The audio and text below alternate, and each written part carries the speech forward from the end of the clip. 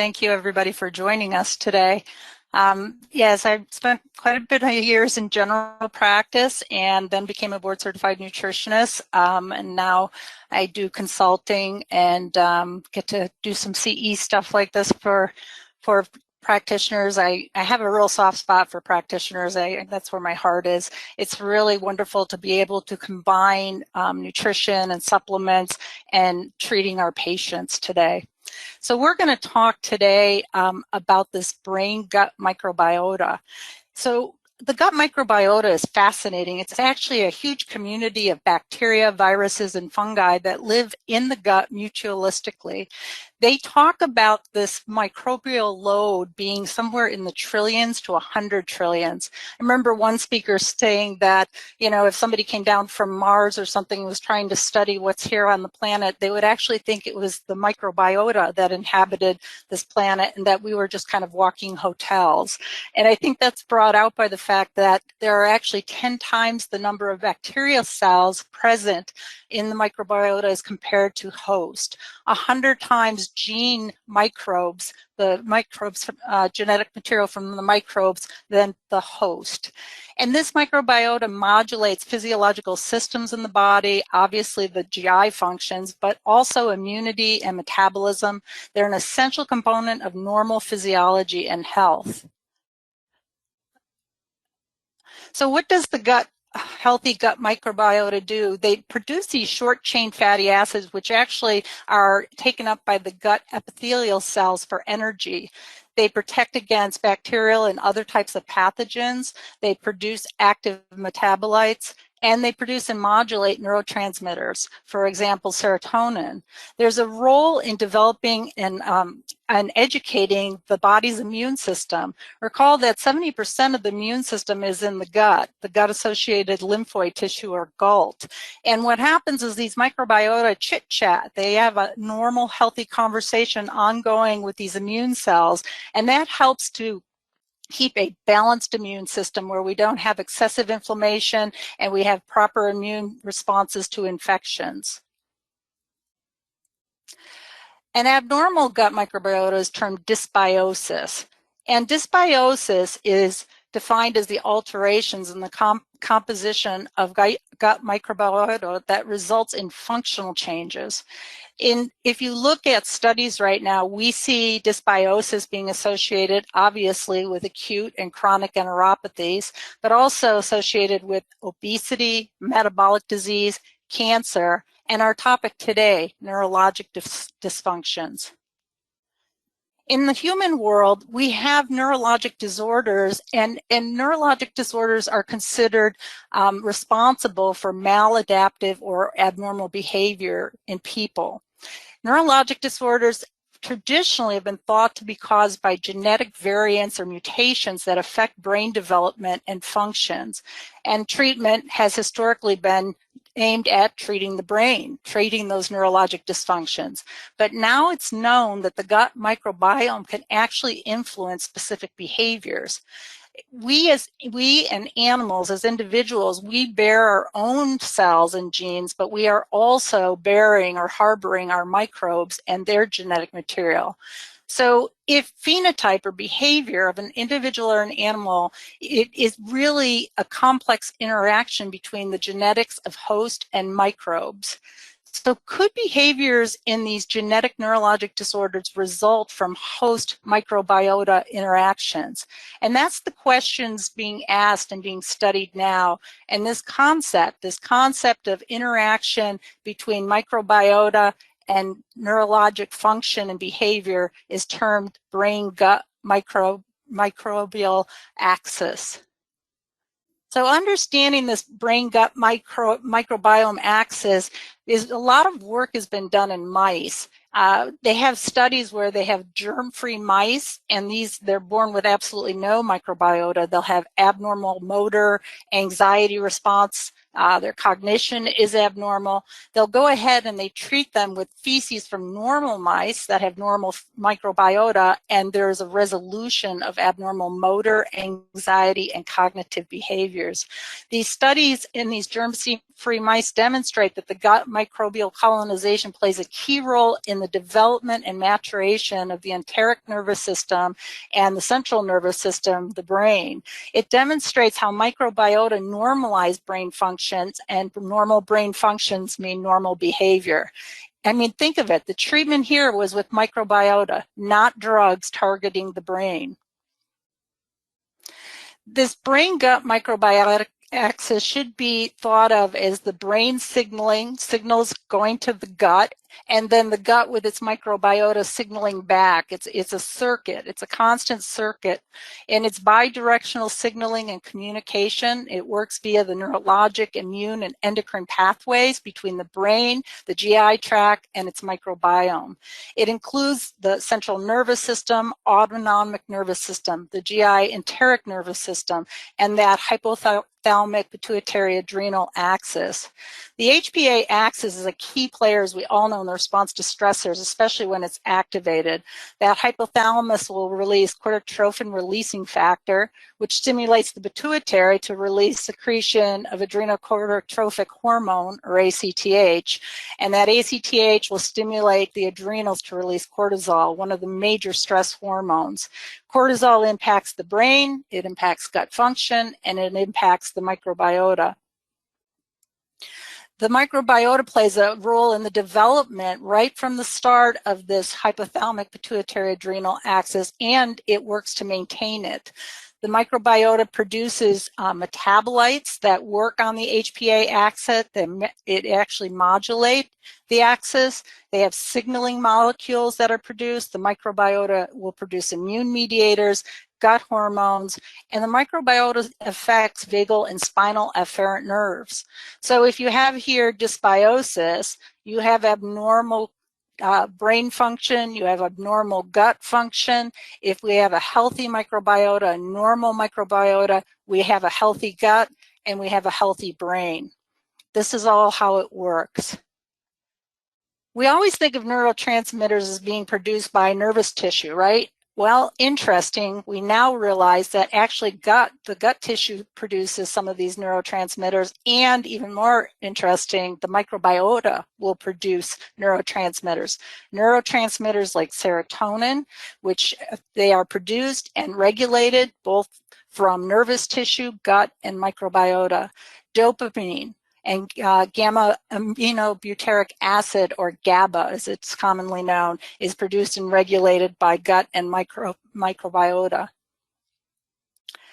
There's tons of these studies in the human mental health realm looking at this brain-gut microbiome axis, and it's really exciting. A lot of work has been done looking at autism spectrum disorder in children, especially depression, attention deficit hyperactivity disorder, bipolar disorder, anxiety disorders, obsessive compulsive disorders, eating disorders, Alzheimer's, and seizures. This is a very hot topic right now because it offers us a different way to approach these types of diseases. So again, kind of getting back to the mice model, this was actually some work done where they talk again about behavior being a complex interaction between genetics of the host and its microbes. So they wanted to ask the question, if we have a genetic neurologic disease, what abnormal behaviors could potentially be due to the human gene mutations, and or what abnormal behaviors could be due to microbiota gene mutations. What they did is they had a knockout mouse model where they mutated genes to create these mice that had social deficits and hyperactivity behavior, the KO1s.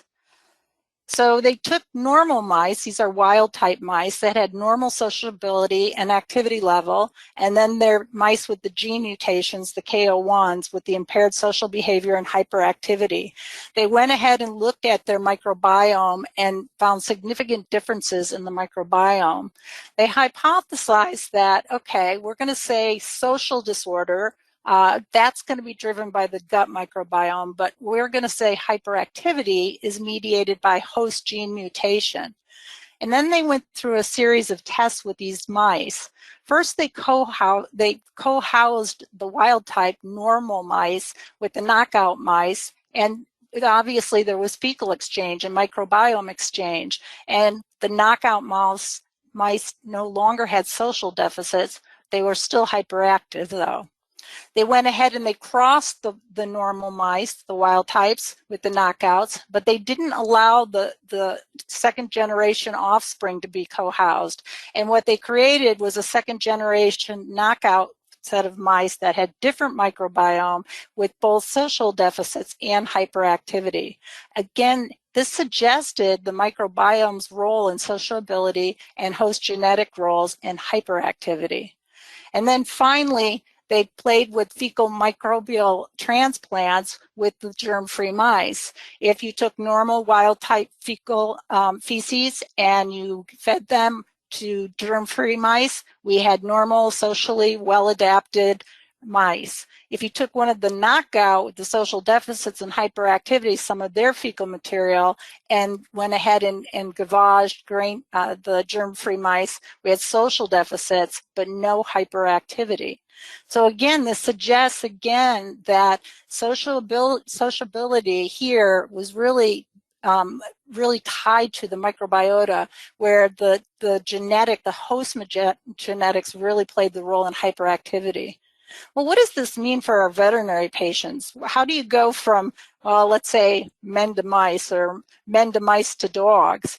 Well, if we believe that what we're seeing in humans and mice is this phenotype and behavior is an interaction between genetics of host and microbes, then we could probably assume that our dogs are a very complex interaction between genetics, their genes of the host, and genes of microbes. So that means we need to start considering our dogs with abnormal behavior. That abnormal behavior is really a neurologic dysfunction, like what we think about in humans. And certainly that must be true, because how do we treat dogs with behavior issue? We're often using drugs, different training mechanisms, other things, but we use drugs where we do try to treat the brain.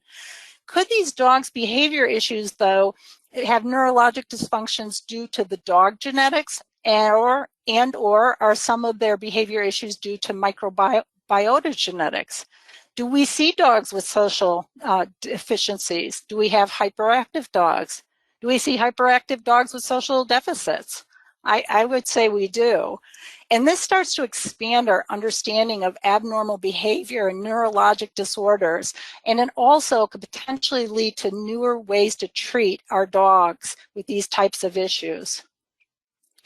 So canine mental health, some of the behavior problems in dogs are the compulsive disorder, aggression, anxiety, and we see phobias, noise phobias, cognition, and seizures. This is what we're all seeing in our practices. And behavior in GI disease, there is some suggestion already in the literature. For instance, there are some reports of repetitive type behaviors in dogs, and guess what? A lot of these dogs will have GI disease. We have dogs that lick surface, compulsive licking of surface, lip smacking, fly biting, and that has been associated with GI disease. There's a case report written about a stargazing dog, and the dog had GI disease. And I will tell you, from being a nutritionist who deals with a ton of dogs with GI disease, it is amazing to me when I start asking the question about the dog's behavior, how high the percentage of my GI dogs have behavior problems or behavior issues. It really is astounding, to the point that I'll actually even use, when we're dealing with the GI disease, I'll use their behavior as a sign that we're improving the gut. And we also will use their behavior to know when we're doing something wrong, because the GI disease becomes more prevalent. Again, it's wrapping your head around this brain-gut microbiome concept. It's a cycle, and it's fascinating. What studies do we have right now in veterinary medicine? Well, as usual, we're always a little bit slower on the get-go with research, but this was done by Kirchhoff and his group, where they looked at 21 pit bulls, and these pit bulls displayed co-specific aggressive behaviors, and then they had 10 pit bulls that didn't have any aggression.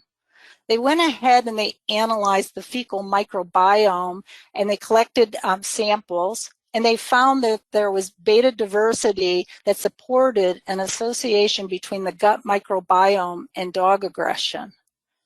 They went forward to state that they felt that the gut microbiome may contribute to aggression or its severity, and manipulation of the microbiome may alleviate behavior or at least maybe offer some potential for new treatment.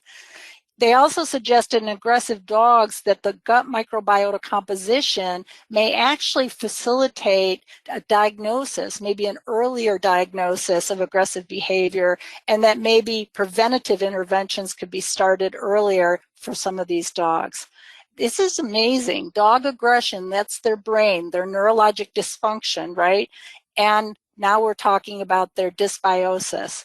That's that brain-gut microbiome axis that we all need to start thinking about.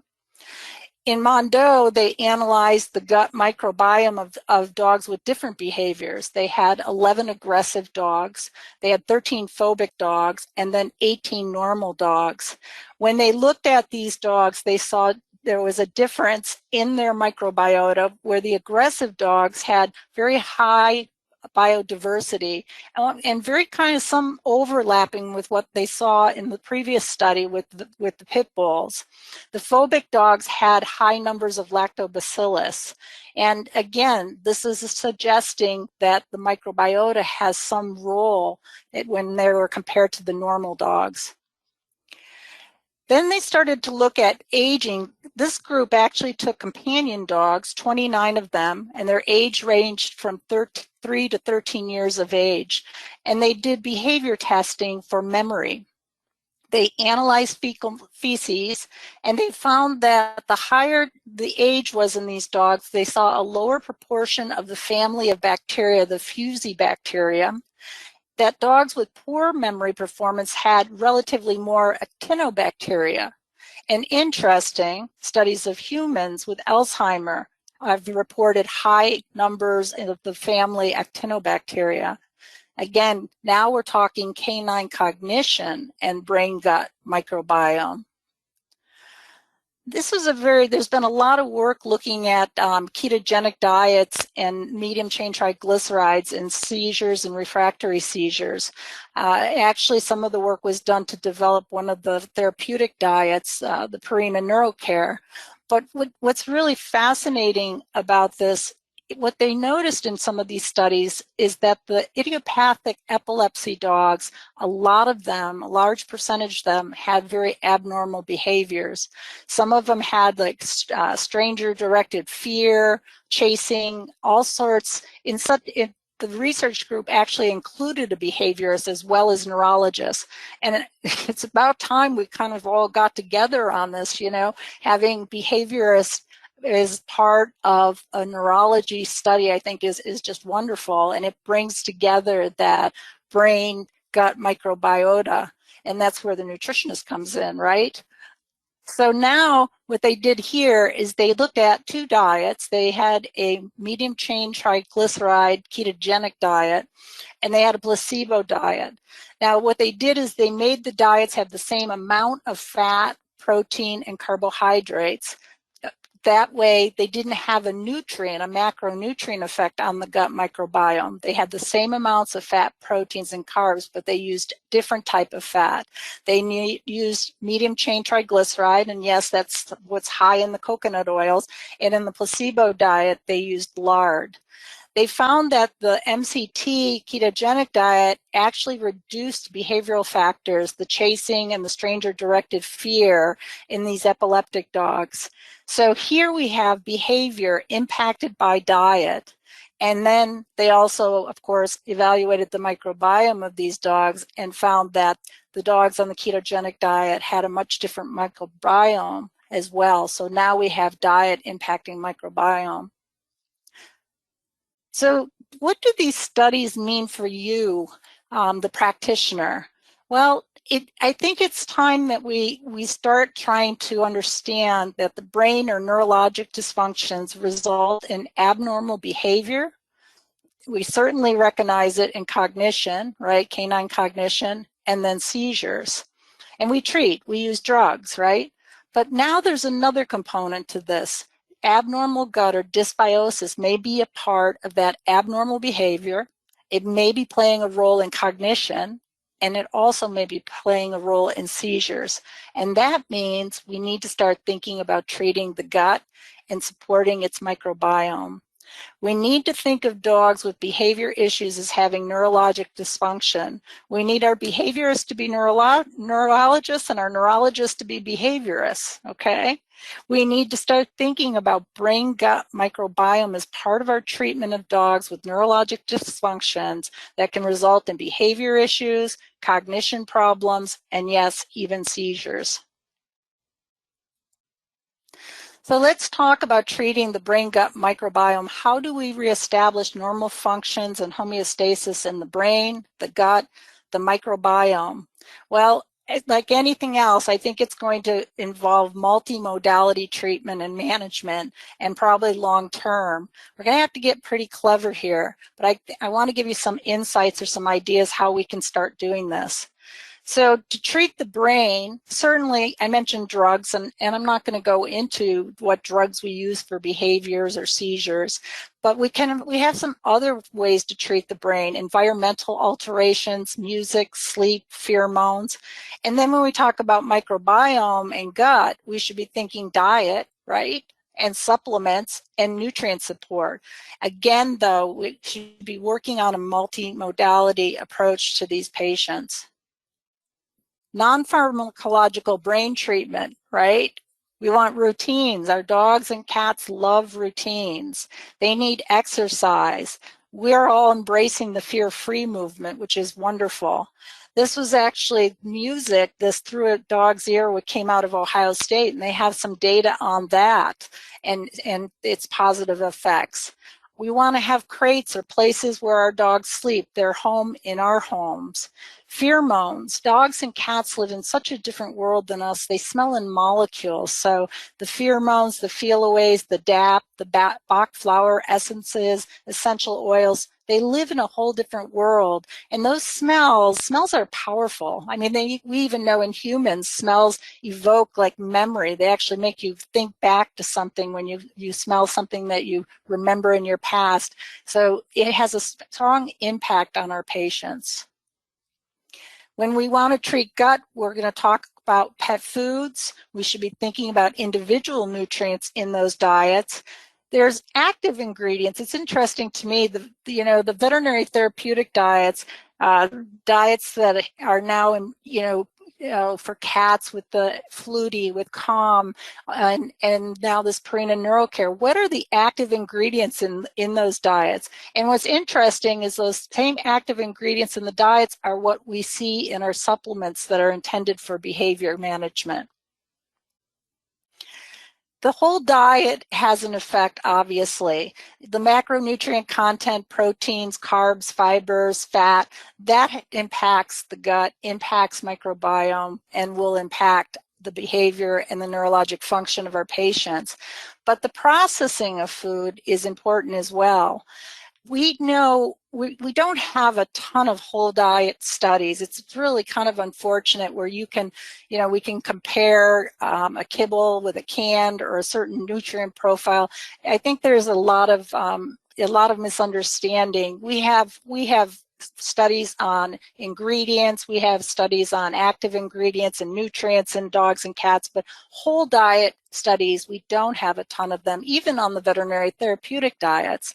But we do have some studies now because of these raw diets, or I like to call them minimally processed diets, raw diets, or some of them are homemade like, where they've compared them to what I call ultra-processed kibble, because kibble is, if you were to look at how we classify human foods, kibble is a very processed food, much like instant breakfast cereals, the Cocoa Puffs and the Captain Crunch. So ultra-processed kibble. When they look at and compare these least diets in dogs, we have noted that the microbiota certainly differs. And some papers early on, when they were comparing dogs on raw versus dogs on kibble, they're like, oh, look at this is what it should look like. Like kibble was the gold standard. And I always use a puzzle over this, is like, how do we know the best microbiota or microbiome a dog can have is when they're eating kibble? How do we know? We don't know that, because I don't particularly think kibble is a gold standard. It's just common, it's traditional, we're all familiar with it. Now at least they're coming out saying, okay, it's just different. When they eat raw, it looks like this. Their microbiota looks like this. When they eat kibble, it looks like that.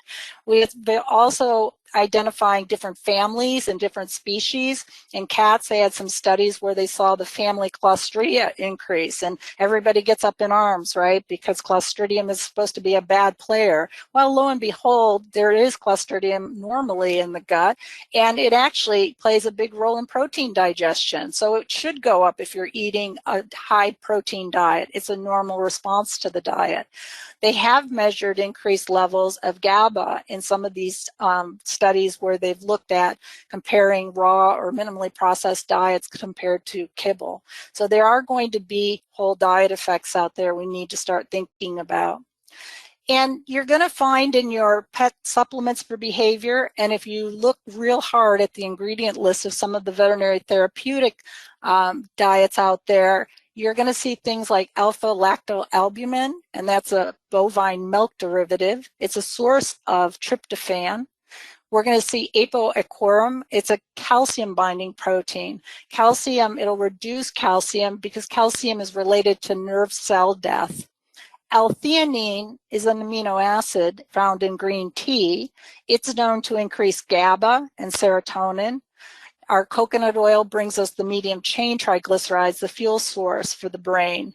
And again, I mentioned it for refractory seizures.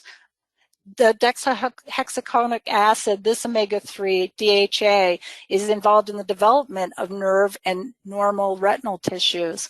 Acetyl-methionine is a methyl donor, an antioxidant, and plays a big role in neurotransmitters. L-carnitine will shuttle fat into the cell, so it's involved with fatty acid metabolism, and it improves the mitochondrial cell functions. Medium chain triglycerides are really interesting. We see with aging dogs and aging humans actually that the use of glucose metabolism in the brain declines. And what happens over time is with that decline of glucose metabolism, we're also noting changes in the brain tissue. So such that in Alzheimer's patients, they've really been able to show glucose metabolism significantly declines. But supplementing with MCTs can increase levels of circulating ketones, and ketones, the brain loves ketones, preferentially will use ketones, and ketones will pass that blood-brain barrier. These ketones are used by the neurons as an alternative source of energy, and that helps alleviate this glucose deficit in the brain. So diets supplemented with MCTs have been shown to improve the memory of humans with Alzheimer's disease. And now, like I said, we actually have a diet with MCTs where it seems to have some positive effects on some seizure dogs that are refractory to medications. I know you've learned a lot about omega-3s, and I love the comment that, you know, you should never let a patient die without steroids. Well, now you're right. I agree. You shouldn't let them go without omega-3s either. As Dr. Gaylord pointed out, we dose using the milligrams of EPA and DHA per kilogram of body weight, and we have different ranges and different dosing for different conditions. But omega-3 fatty acids, they have a role in keeping the cell membrane plastic. They actually insert into the cell membrane and maintain its health and plasticity. They're neuroprotective, they're anti-inflammatory.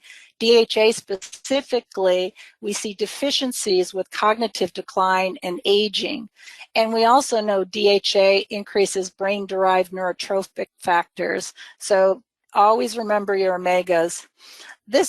I always put this slide up because one thing we really have to realize is over-the-counter pet foods, most of the over-the-counter pet foods are loaded with omega-6s.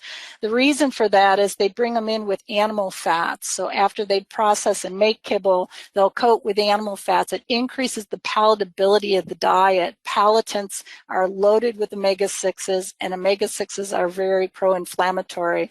And so we're always dealing with that. All the itises in the veterinary world, we have every itis, which is, I think, being driven a lot by high omega-6 diets. We remember that flaxseed doesn't actually metabolize well into EPA and DHA in dogs, cats, humans, and horses. So we do need to use some sort of marine-based oil to go ahead and get the omega-3s that we need for our patients. We're going to talk about some probiotics and prebiotics and symbiotics and phytocannabinoids for the brain-gut axis. Prebiotics are defined as fiber, and different fiber types. There's some that's fermentable, there's some that's soluble, insoluble, some that actually is not fermented and we'll just use for bulking the stool. There's numerous studies of fibers in nutrition, which is great, but what we want to learn is how to utilize different types of fiber to affect and impact the microbiota and gut health. We know that beet pulp can increase the family Firmicutes, where pea fiber will decrease the phylum Proteobacteria.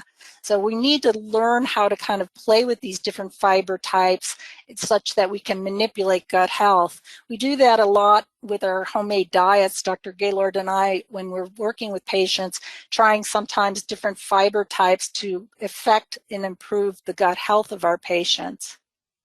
And now we can think about actually using it to improve their behavior as well. The endocannabinoid system is all about body homeostasis. Phytocannabinoids are plant-based molecules. They act upon the cannabinoid receptors. They maintain that homeostatic or endocannabinoid tone. They're sources of omega-3 fatty acids that are precursors to endocannabinoids and omega-6s. And then the 3s, again, are involved in ethanolamides that will bind CB1 and CB2 receptors. Hemp oil is definitely involved and utilizes that endocannabinoid system. It has what we call an entourage effect. In hemp oil, some of the actives will be phytocannabinoids, terpenes, terpenoids, antioxidants. There's all sorts of actives, and when used as a whole oil, they have like almost like a huge summation or an entourage effect on the body. So it'll be real interesting to see what some of the research that's going to be looking at these hemp oils will tell us about hemp. Nutrient support for the brain-gut axis will include things like glandulars or adaptogens, and very specifically vitamins and minerals. So we can look at our nutritional supportive products with behavior patients. These extracts of adrenal, thyroid, hypothalamus, pituitary, thymus, and pancreas, spleen, and kidney. The old name was glandulars. We call them now nutritional supportive products. These can be involved in treating our patients with neurologic dysfunction. They support homeostasis. They're key players in that hypothalamic adrenal pituitary. As Jody mentioned, they don't make something bigger or something less. It's more about the balance. The body knows, the body keeps trying to establish homeostasis and go back to balance. And these nutritional support products will aid the body to right itself. The gut, and they also will support that gut and microbiota. And that, of course, means we get a total effect, the brain-gut microbiome support. They provide sources of peptides, enzymes, lipids, steroids, and maybe trace amounts of hormones even that can benefit the body and homeostasis. We'll find that the peptide hormones may actually bind enzyme sites in the body, and that can spare other peptides.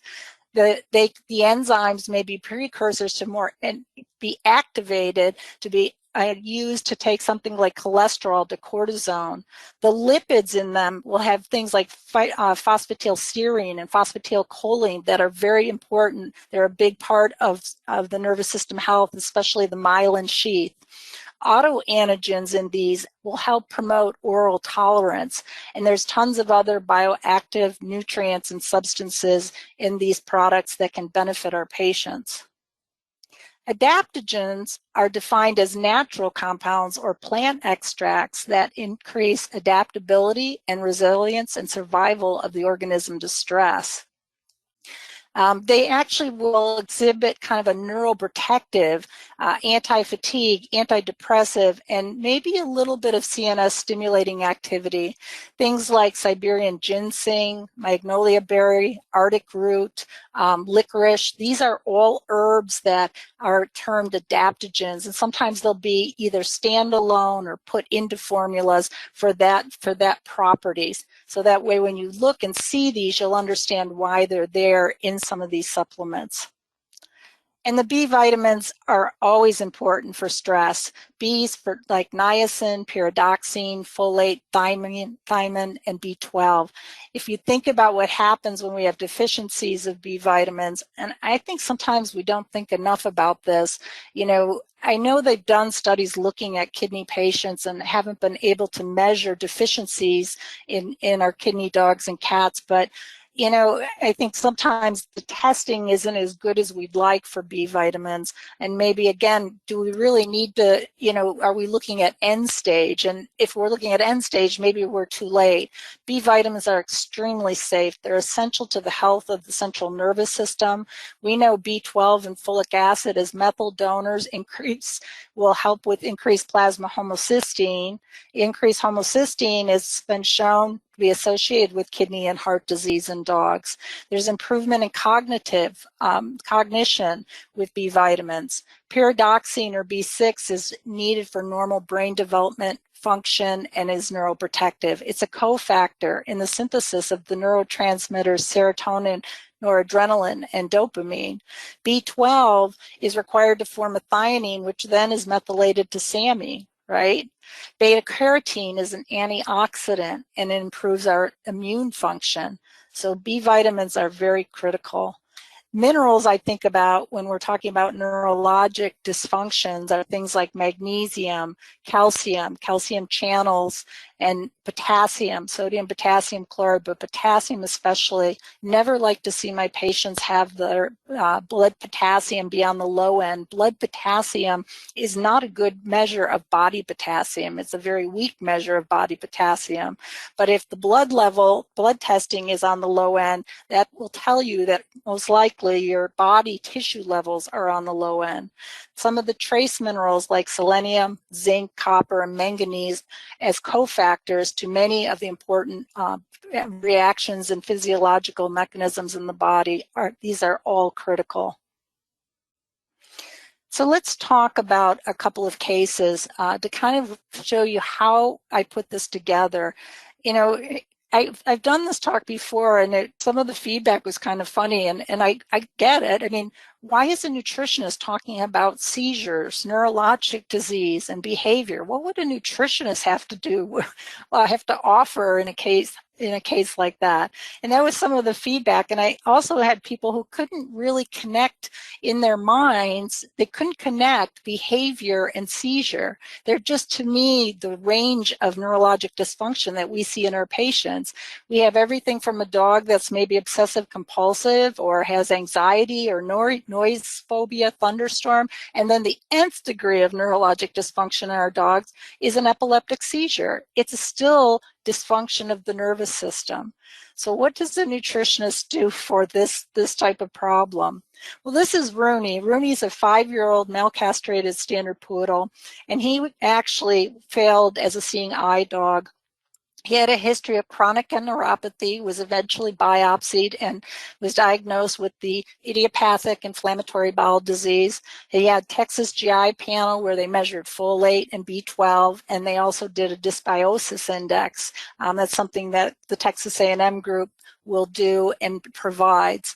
His current diet was a veterinary therapeutic diet of duck and potato, Rocaine stuck in potato. He was on GI drugs, his budesonide, his Reglan, metoclopramide, Serenia. The behaviors had right up front, I thought that was funny. This was a seeing eye dog failure. Was an anxious dog, a fearful dog. He was noise phobic. He lived on Clomicon, and then they had Trazodone that they would use intermittently. Then the owners moved, okay? So they uprooted Rooney and they moved, and everything went south with Rooney. His IBD was out of control, his behavior was worse. So when the owners moved, he started to have his loose stools, he was regurging, he was vomiting, he was anorexic, he started to lose weight, he was lip smacking, nauseous, his social deficits increased. He almost bit the new groomer. He was hyperactive. He started having pacing episodes, whining, barking, and especially at night. He started pulling the hair out from his tail, his lovely tail. Now they contacted the internist. The internist wanted to go back to prednisone, start a second immunosuppressant. They talked to the behaviorist, what are we going to do? And they reached out to me, the nutritionist. What are we going to do with our Rooney? So they went ahead and repeated all the labs. We looked at a CBC and a chemistry, serum chemistry with electrolytes, urine analysis. I always want to make sure that we're not missing. Does he have something on top of his GI disease and behavior issues? But it was all normal. They even repeated his Texas panel, and his B12 and folate was still normal, but his dysbiosis index compared to the first testing was much worse. We went ahead, pulled him off the veterinary therapeutic diet and made a homemade diet of turkey and potato. We made the diet lower in fat. We added medium chain triglycerides to the diet, carefully balanced his omega-6-3, trying to get in those threes, and used kind of mixed fibers as prebiotics. We wanted to support his brain, though, as well, and his gut. So we went ahead, started him on probiotic and some hemp oil, and also added nutritional support products with some adaptogens and some brain-friendly minerals for Rooney.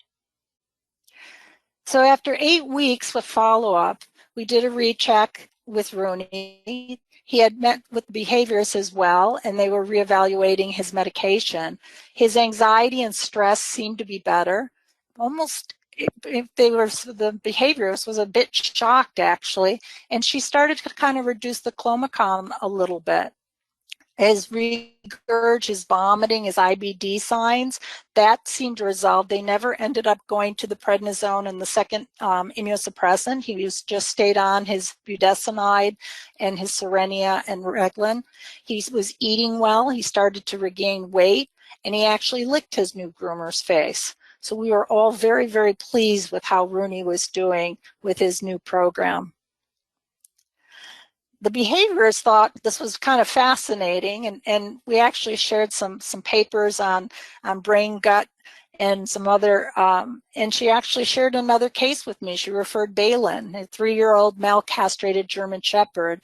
He had a history of dog and human aggression, and he was an epileptic. He had histories of bouts of colitis. His current meds included phenobarb and Keppra. He was on Prozac. The owners also had Trazodone to use as needed, and he was on gabapentin because he would have these sporadic tail chasing episodes. When he had his colitis bouts, they would go ahead and start him on a regimen of metronidazole, and his diet at that point in time was Hill's WD. He also had most recently an ER visit where he was clustered. His seizures, he went into a little bit of status. They were able to pull him out, but when they did from the lab testing from that visit, they found that his ALT, AST, and ALP, liver enzymes, were all elevated. His body condition was 4 out of 9. He was a little bit on the thin side, so the owners were worried about Balin. So we went ahead and started Balin on a homemade diet of fish and potato with medium chain triglycerides. The owners were a bit overwhelmed to be cooking for a dog this size, so we supplemented his homemade diet with the Purina NeuroCare diet. We used Symbiotic on him and started him on some omega-3 fish oils, the hemp oil. And for him, we used the nutritional support products for his brain and gut, yes, but we also added nutritional support products for that liver. That liver, because of the elevated liver enzymes, we needed to address that as well. The follow-ups were Balin, we did 3 months. He hadn't had any more colitis bouts. His appetite, he liked his homemade diet and the NeuroCare combination, and he actually gained a little bit of weight where his body condition score was more ideal. He had only 1 episode of tail chasing. And the owners commented that when they had their grandchildren visiting, they used to load him up on trazodone because that always made him nervous and made Balin nervous with his aggression. But he actually slept and they didn't have to give him trazodone. We rechecked again in 6 months and no colitis at that point, hadn't had an episode, but we actually had to adjust his diet down. He was getting a little heavy and they had stopped the GABA because he was no longer tail chasing. After a year of no seizures, they went ahead and started tapering off the phenobarb, no tail chasing, and the owners were using much less of the trazodone. He still would have once in a while these colitis bouts, but they weren't like they were before, where he'd have just frank blood and it would go on and they would have to reach for the metronidazole. I actually encouraged them to try not to use Metron because that really wipes the flora out again. And they were able to find that if they just decreased his intake a little bit, he'd clear up from a colitis bout, some mucus, soft stool in about a day or 2. So this is how we were able to manage him and kind of connect the dots for this dog. The behaviorist was thrilled, I was thrilled, and now I feel comfortable talking to you about these types of patients. You know, these patients that are out there, everything from a dog with anxieties and noise phobias, ranging to cognition in our older dogs, and then our dogs with seizures. We need to be thinking about the brain and the gut and the microbiome. This is going to offer us new and better ways to treat these patients. It's a little bit of out-of-the-box thinking, but I think this is the right group that needs to hear this message and start using this brain-gut microbiome axis in your own patients. And hopefully you're thinking of 1 or 2 right now that you could be doing this with.